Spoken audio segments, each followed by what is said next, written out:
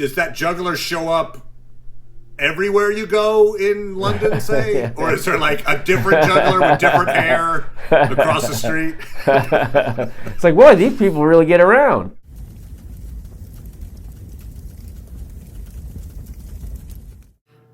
Hey, Internet! It's Paul. It's Matt. The Dork Lords. We are here today talking about The Peripheral. Season 1, Episodes 5 through the season finale, Episode 8.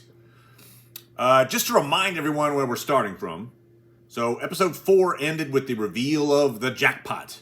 Essentially, this global apocalyptic event coming in Flynn's future.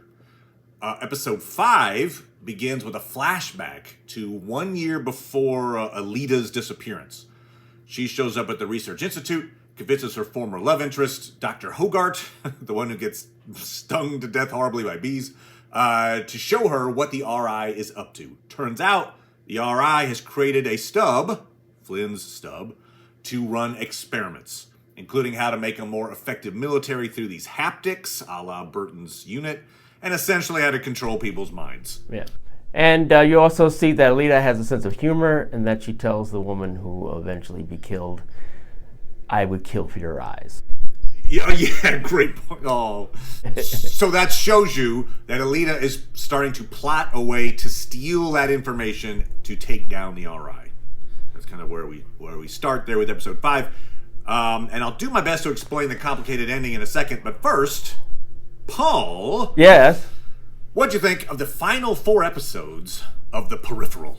Yeah, I was pretty satisfied. I certainly liked the the conceit of, okay, let's start another stub. I liked that, and I liked, and I actually know the actress who plays Ainsley Lobeer. I know Alexandra Billings. I'd met her, sure. I should say. Inspector Lobeer. Okay, yeah. Yeah, friends of mine in Chicago theater. That's where she started. Say what? I didn't know that. Yeah, that's introduced me to her, and my friends, they worked with her extensively. So nice. 6 degrees of separation, Paul. Yeah, but even without that, I think she's doing a great. It's a great character. It's a very compelling character for sure. Yeah, even though it's sort of like they in a way suspend the drama in a way by like saying, okay, tell me all your plans that you obviously were trying to keep secret. And it's like, yeah, because you can't hide, so she'll kill you if you hide, so you have to tell her everything. Good point. And so take the mystery out of it. Yeah, it's an interesting conceit. Well, it diffuses. It's like, let's suspend the conflict. And people can say what they're, because that's something in shows all the time. It's hard to get people who are opposed into the same room to talk, especially when it's like, this is what I'm going to plan to do to you. Like, thanks for telling me that you're trying to kill me. Yeah, right. Why would you do that? Yeah. That's your plan? To go back in time and change? Okay, thank you. Yeah, I would say, actually, I wasn't 100% thrilled with all of the writing in this show. I think there are some weak points and strong points, but one of the stronger aspects of the show, I think, are the moments when Inspector Lobeer is doing her essentially mental chess with Zuboff and Charisse and even Flynn. Like whenever she has these moments, it's like, oh, whatever you say in the next moments is going to be really important. How you phrase this, those are cool moments. So I thought that was really well done. All right, let me attempt on this ending. I'm going to need a little help from you on this, Paul. I'm not even sure if everybody understands it. So if you guys have any ideas about it, you can let us know. Right, there's a lot to it, and then I might have missed something, or it might be a gap. Feel free to put that in the comments, or if you think like, oh, that's completely off, do that too. All right. So first, I think it's important to note that through a series of scenes, we're shown that all 3 of the powerful factions in the future, the RI, the Kleps, and the Met, as well as the 4th faction, the anarchist Neoprims, are all aware that the stolen RI data is being housed in Flynn's head. So they're all like, that's the thing. If that data were to become public in the future, it would show that the RI is essentially this big supervillain experimenting with mind control, and it would theoretically bring down the RI. I think that's kind of the thought there. So even though it would end the RI's experiments in this stub, Charisse is willing to just cut her losses, bring about the jackpot, kill most of the population, including Flynn, thus ending the threat that Flynn poses. I think that's kind of where we're at near the ending. Sure. So Flynn has decided to have Connor kill her in this stub to make it look like the Met, a la Inspector Lobeer, had her murdered. This would keep Charisse from blowing everybody up because Flynn's already dead. So my question for you, Paul, Yes? before I go on, why was it important to make it look like she was killed by the Met? I mean, wouldn't it be enough for her to simply be dead? And then, whatever the reason, she's dead, so who cares? Right. Yeah, I wonder if the having it look like she was killed by the Met is only to cover up for Connor. Okay. And her brother, so it's not like, what, you killed her? Yeah. Which I have thoughts on where that might go with season 2, but yeah, okay. Right. Yeah, okay. And I'll explain my thoughts why I don't think those are worth pursuing. But Okay. I'm gonna create a new stub where you do care. Okay. Because she's talking to her, saying, "I'm going to do this, and you can't find me." And so it's like, what? Oh. Then she was killed. It's like I agree. That's kind of where I don't think that follows. And I think you're absolutely right.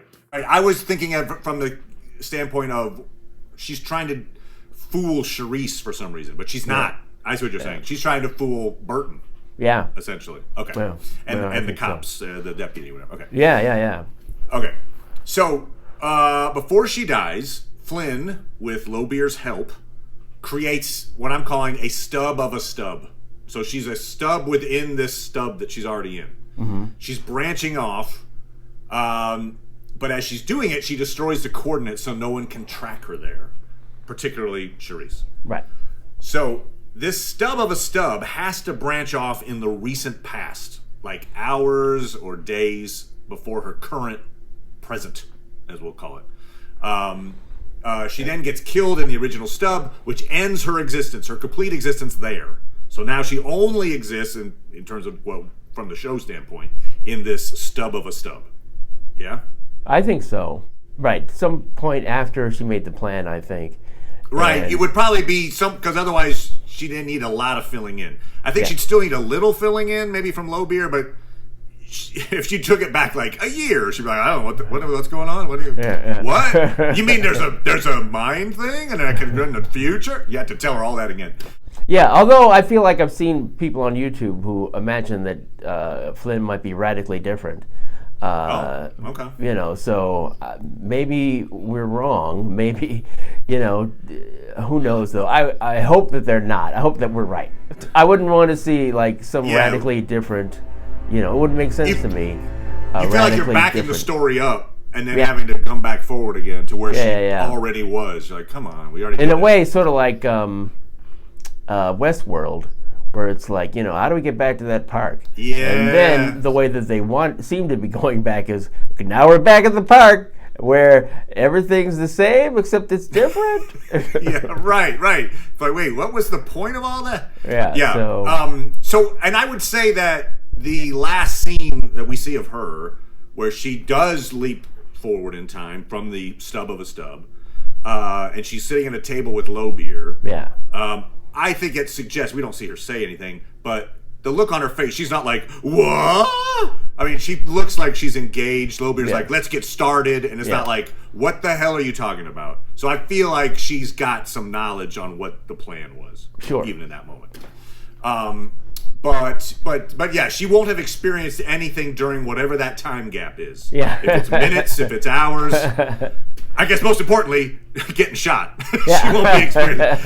Oh, I did it after I got shot in the head. Oh, I'm just a corpse in the future. So she'll probably need to be caught up a little bit by Lobeer. We're assuming, and maybe not everybody, but we're assuming that the Flynn that's now in the future from the stub of a stub is aware of the planning that went into killing off her son. She's not going to be like, what? I'm dead? In another I think she'll be like, did it work? It worked. Great. Okay, good. Yeah, and also important, too, that it would have to be a Flynn, otherwise she wouldn't have any use to Lobeer, who has went into the future in the body and got that information in her head and it That's a great exists point. as Yeah. micro, or the You that wouldn't go bacteria back or in whatever. time before she ever put on the headset. Yeah. Yeah, because then it'd be like, why bother? Oh, also, Lobier probably had the Met create a new peripheral for Flynn to inhabit. We see that there's a Presumably, peripheral right? that looks like her.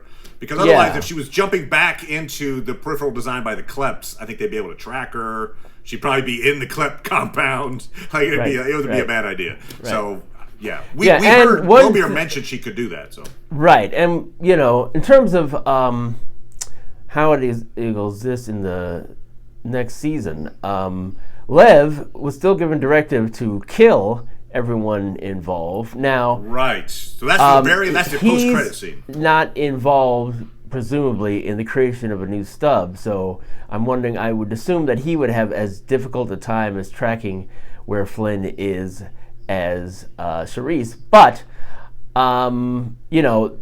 Wilf is someone who was involved, so Wilf's life, you would think, is in danger. And I don't know if it means that he's going to want to try to kill Ossian and Ash, right? Those are the ones that, because Ash is the one that's pissed at him and wants to kill Lev. Their code. Right. That Lev broke. Like, oh, great. Right. So, I'm glad we spent all our time talking in these weird red, and you figured it out anyway. What the hell? Yeah, it does feel like Lev has been ordered by the higher-ups in the organized crime to, like, clean house. Right. I got the opinion that it might actually include his wife, but I don't know. I think the wife was, we'll kill your family if you don't do it. Okay. And I've heard She's some the other threat. people, too. Okay. It's like, hey, if you don't do this stuff, we'll kill your wife and family. You just made me think. Oh, no, this wouldn't work. I was thinking there might be a storyline for season 2 where, because we have been told that Lev is very fastidious about killing off all of his stub doppelgangers. And I thought, well, maybe this new stub would have a version, but it wouldn't have he's already dead by the time this stub comes out. Right? Yes, I think. yes. So because it was Flynn that alerted Will to tell Lev that he had been killed. I was just thinking it might be some interesting irony of like the one Lev stub he didn't kill is the one that helps take him down or something like that. But Right. Probably not. That's But here's an interesting potential. Okay, one of the things that did happen, we learned in these episodes 5 through 8 was that what's this guy, Mason? I think he's the techie on Burton's side of things. Yes. Who he was able to hack the peripheral tech. Which means that Burton and Connor, they have peripherals now. They could jump theoretically into their peripherals in the future. And so I see what you're saying. So I assume that back in that where we're talking about the original stub, right, the one where now Flynn is dead, right, Burton could go. I'm going for vengeance. And basically he jumps into his peripheral in the future and starts just taking people down or trying to. Seeking vengeance, that could be a thing, which then could lead to this moment. Because let's say he takes Connor with him, because Connor's got a peripheral. So Connor and Burton are trying to kill, whoever, the RI, all this stuff. And at some point, Connor's got to be like, "Yeah, I did it." You don't have to kill everyone because guess what? I guess if one thing I hadn't thought about, because in terms of that. Potentially there'd be two Burtons that would be. Yep, and I think we're going to see that for sure, right? We're going to see two of somebody meeting up. I think. Well, I guess what I guess could happen. I guess they'd have to make a choice whether or not Flynn would have to be like, okay, other Burton, I'm actually here, and right again, good point. There's another that's stub, the way that gets resolved. And it's like maybe you should chill, because yeah. So he doesn't hear it from Connor; he hears it from Flynn. Flynn's like, look, don't blame Connor, but guess what? I had him kill me. Yeah. I'm doing good. I'm doing good work, and I'm protecting you. It's like, oh, whoa, what's another Burton doing here? Like, oh, hey, buddy. I got someone I want you to talk to. It's over here. I think that's too much of a potential, like a fun sci-fi premise that they couldn't just play with it. And that's maybe. they've got now 2 stubs that Right. both have the tech and people that know how to use it. And so, yeah, I just feel like you'll see some doppelgangers running around. Possible, yeah. I mean, Yeah. I wonder if, because Lowbeer said that she didn't have the ability to sever the connection to the stub. Oh, but, right.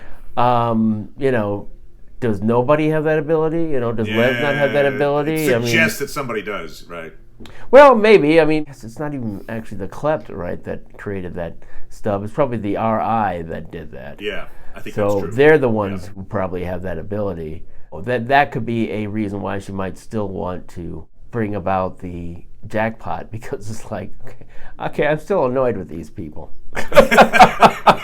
That's a good point. Yeah, you know, Stop these people- antagonizing them. They're just going to It's like, blow you up. like, oh, she was dead? Okay, but, you know, I did want to kill you too.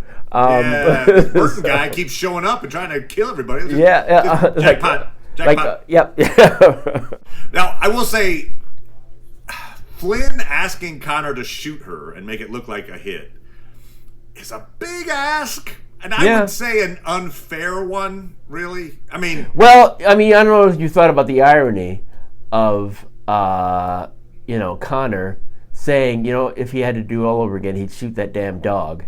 You know, Right. It's like, in terms of what was going on with that group, they all felt compassion for that dog. In fact, you know, the guy you mentioned there was like, do something, you gotta do something, because he was like freaking out. Leon. Yeah. So we should say, Leon we was do like see that. this flashback to Connor, how he, you know, got grievously injured. Yes. Is the enemy in their little skirmish border war kind of thing in Texas. The enemy put a dog. I don't know how that dog stayed alive, but they put a dog that had been loaded with explosives in a barbed wire fence, and then let it cry until Connor went and tried to free it from the fence, and then it blew up and it blew him up. Right. And so he's like, if I'd gone back, I just would have shot the dog, and you know, because the dog wouldn't have been any worse for the dog. No, definitely not. Definitely not. But yeah. So yeah. it was so it's you a know, pretty the whole intense scene. idea that you know, he is the one who decided that he would act on his compassion, and now, you know, and you know, he's given a larger context for it. It's like, we're gonna die if we don't do something. I just feel like if I'm Connor, and let's say Flynn's telling me like, look, there's only one. You got to shoot me in the head, but make it look like you got to snipe me in cold blood. Right, and that's why too. Like, that's why isn't too. there Actually, another way? that's true that they set up actually that not soon after he was hospitalized, that Flynn went to visit him, and he's like, you know, this sucks because, you know, unlike all those games you play, I'm not going to get a do-over. I don't get a do-over, and she gets the do-over. And yeah, she gets to reset it. So that's why, you know, she's like, okay, you understand this concept more than anybody else. Right. You know, you were ready to kill yourself, you know, and you know, and over not getting a second chance, and now I'm going to be able to get one. And so, you know, she's like, you understand this better than anybody else. I would just say this though, like, in other words, hey Connor, I know you're already an emotionally unstable, occasionally suicidal alcoholic. Yeah. I want you to shoot me in the head in cold blood. Yeah. Then never tell a soul about it. Just hold it inside. Right. That's really healthy. Yeah. And Well, if you get caught, you either go to jail for life, or Burton will probably kill you for revenge. So anyway, are you in on this? Like, I'll be gone. So and I'm out. It's a question of whether or not, you know, like, he's feeling especially bad, and then Leon comes and connects to him, and if he doesn't see it, maybe. And remember when he was like feeling suffering, and Leon came over there and like, let me take it, and he connected to him, and he's like flashing to see the death there. He could flash to see the assassination of Flynn as well. Great point. It would be like in his memory bank, like, oh wait, no. I mean, like, I'm just saying, if I'm Connor, I think I'm coming up with a few alternatives first. I'm like, wait, before we do the I shoot you in the head. Yeah, what's the alternative? I mean, how about this? I mean, I'm thinking off the top of my head here, but like, okay, if the whole point is we have to stage it so it doesn't look like I, Connor, killed you. Yeah. Just commit suicide. That way I at least don't have to shoot you in the head. And then you had the choice. You don't put that on me. No. It's impossible. There's no way for me to commit suicide. No, that won't do it. No. Sorry. That won't work. No. Flynn, like, sorry. No. Oh, I was just, I'm concerned about, I'm Catholic, so, hey, I can't. I just feel like if I'm Connor, there's probably okay, how about alternative number 25? Okay, you drive your car into a pond, whatever, I don't know. It's like, no, get in there. Damn it! All right, fine. I'll shoot you in the head. Okay, great. Yeah, really. Too bad, it wasn't Jasper that you trusted, because then it'd be like. Yeah. Woo. Now Jasper, that's an interesting storyline. So, there's two of them there. The deputy that Flynn in the actual timeline, the non-stub timeline, we learn she married him. Right. Burton died. Connor never got blown up. But she married this guy, which was kind of her dream all along. It was like, I just want to be with this guy. Right. And so anyway, he has this really interesting turn that I didn't see coming, basically, where he just was like, he's told the sheriff's in on is corrupt, right. And the sheriff is working for that picket. And so he's like, yeah, you, deputy, just do what I tell you, or, I'll just blame everything on you, and you'll be... Tommy. So just... Tommy. So Tommy's like, well, here's another idea. I just shoot you several times, too many times, in fact, because he ran out of bullets. Like, come on, man.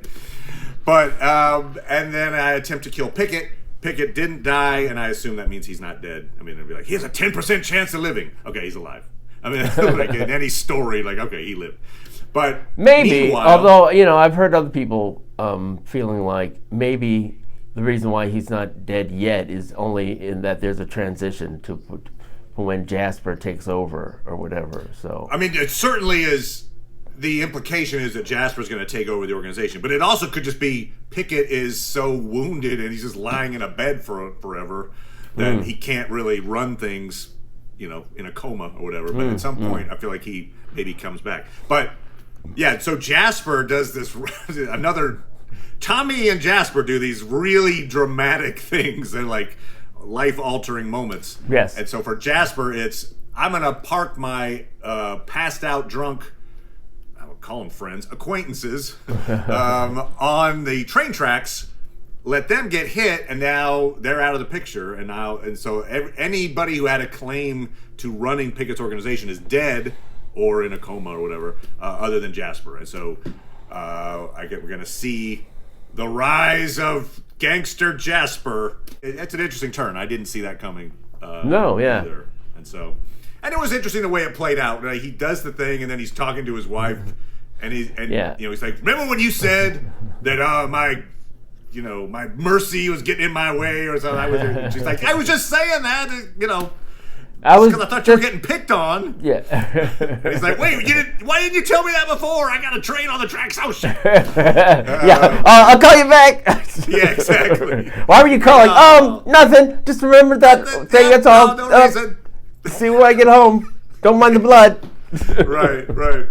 I'm probably walking home. You might feel more confident of your like if Burton was aware of that, like see, I told you, because he's all like he wouldn't hurt a fly or whatever. She's all like, well, he hurt several flies there. Yeah. So yeah, we get these interesting character turns that show up here right at the end of the season. Yes. That makes for interesting, plot developments and character developments in season 2.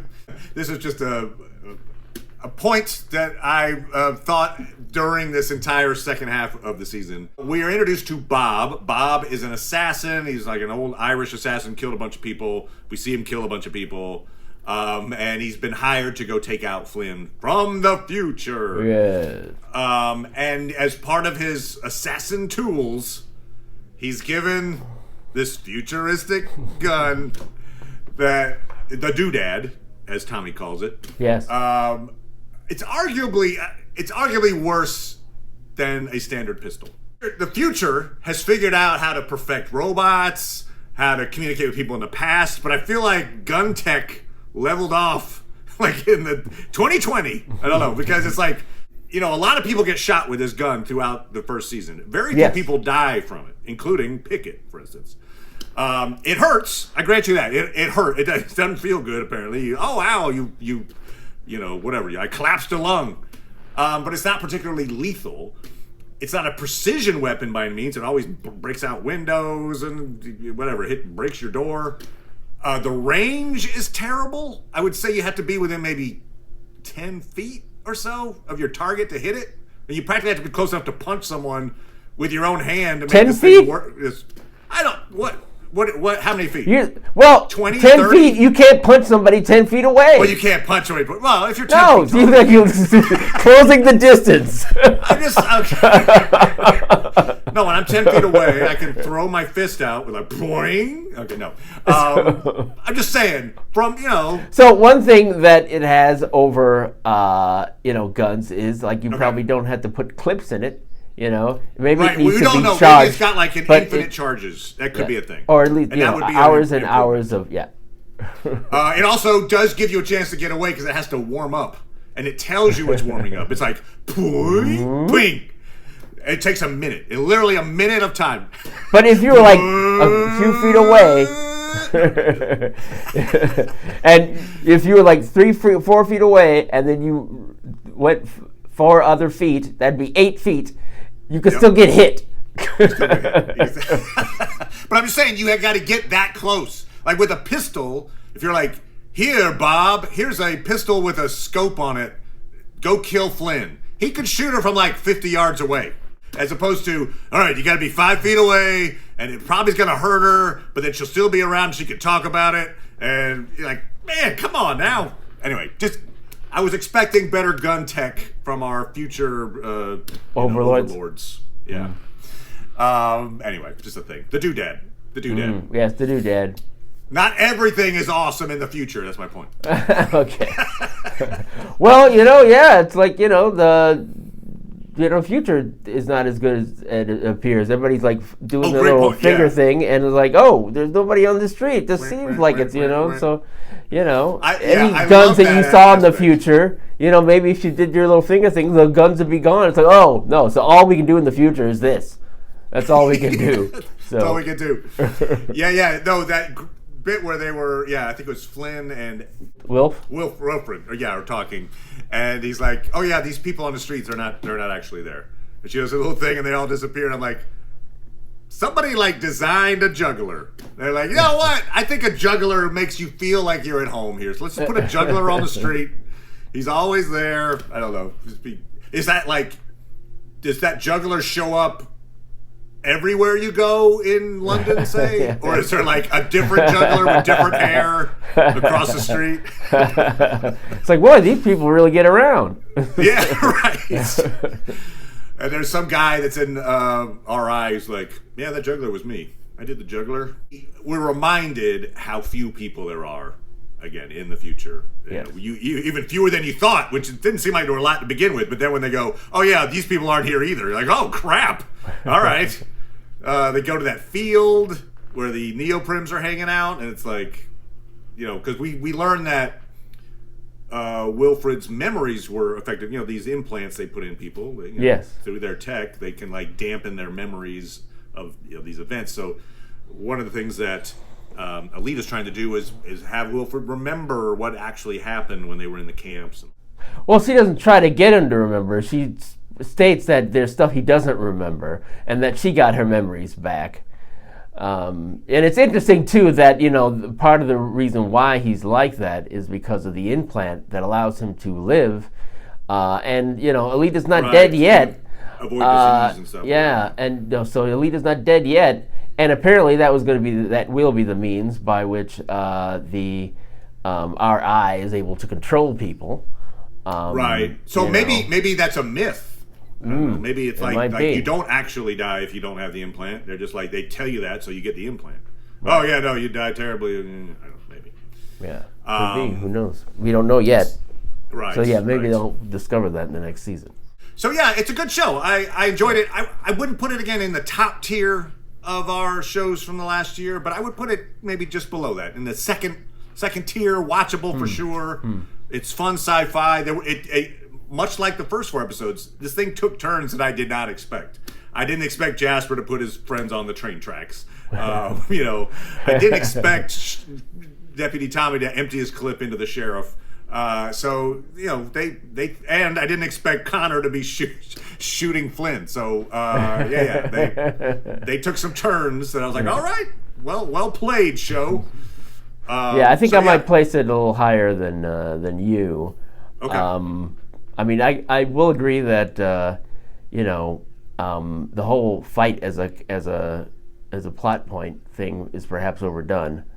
The tower test. Oh, the tower test. For, that felt like an excuse just Connor to let's have you fight robots. Burton and, Connor. Burton and Connor, yeah. Yeah. But I'm fine with it. Yeah, and that gave Connor a reason. We got to see Connor in a body again. Yeah. So he's like, I get to, he wants to stay in a body. He wants to stay in a robot. Like, hook me up to a catheter, and then I'll just lay here and I'll be in a robot for the rest of my life. Yeah, that's kind of what he wants. I can't remember if you watched the first season of West Wing or not. I think you did. Yeah, yes, I did. So how would you rate this against that? The first season of West Wing? Oh, man. No, Westworld.